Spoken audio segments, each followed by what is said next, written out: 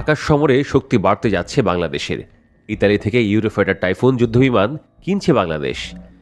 এরই অংশ হিসেবে ইতালির প্রতিষ্ঠান লিওনার্দো এসপি এর সঙ্গে একটি সম্মতিপত্র সই করেছে বাংলাদেশ বিমান বাহিনী।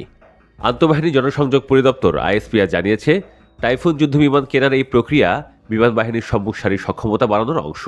আধুনিক মাল্টিরোল কমব্যাট এয়ারক্রাফট হিসেবে টাইফুন যুক্ত হলে আকাশ প্রতিরক্ষায় নতুন শক্তি যোগ হবে।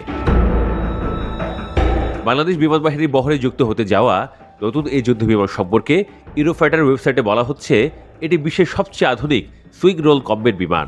তারা বলছে, ইউরোফাইটার টাইফুন একই সঙ্গে আকাশ থেকে আকাশ এবং আকাশ থেকে ভূমি পদ্ধতির সক্ষমতা প্রদান করে এবং একযোগে ব্যবহারযোগ্য। বিশ্বের 9টি দেশে বিমান বাহিনীর কাছে আছে এই যুদ্ধবিমান। দেশগুলো হলো ইতালি, যুক্তরাজ্য, জার্মানি, স্পেন, অস্ট্রিয়া, সৌদি আরব, কুয়েত, ওমান ও কাতার। ইউরোপের 4 শক্তিশালী দেশ যুক্তরাজ্য, জার্মানি, ইতালি ও স্পেনের সহযোগিতায় ইউরোফাইটার টাইফুন কনসোর্টিয়াম গঠিত হয়েছে। তাদের শীর্ষস্থানীয় প্রতিরক্ষা ও aerospace company Airbus, BAE systems ও লিওনার্দো এই যুদ্ধবিমান প্রকল্পের মূল অংশীদার। ইউরোফাইটার টাইফুন একটি twin engine canard delta wing multirole fighter. শত্রু বিমানের বিরুদ্ধে লড়াইয়ে টাইফুন তার তীক্ষ্ণ সেন্সর, অসাধারণ গতিবেগ এবং উচ্চমানের ডগ ফাইটিং ক্ষমতার জন্য সুপরিচিত। উন্নত রাডার, মিসাইল ও ইলেকট্রনিক ওয়ারফেয়ার সিস্টেম এর ক্ষিপ্রতা আরও বাড়িয়ে দেয়। এটি স্থলভাগে আঘাত হানতেও সমানভাবে সক্ষম।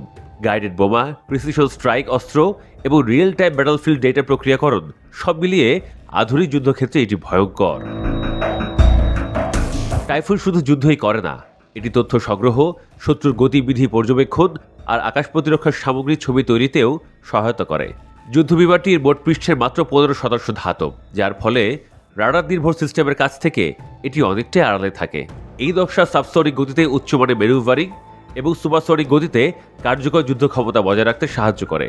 ইউরোফাইটার টাইফুনের নকশায় শক্তিশালী কিন্তু হালকা কম্পোজিট উপকরণ ব্যবহার করা হয়েছে, যার ফলে প্রচলিত উপকরণের তুলনায় এয়ারফ্রেমের ওজন 30% কম।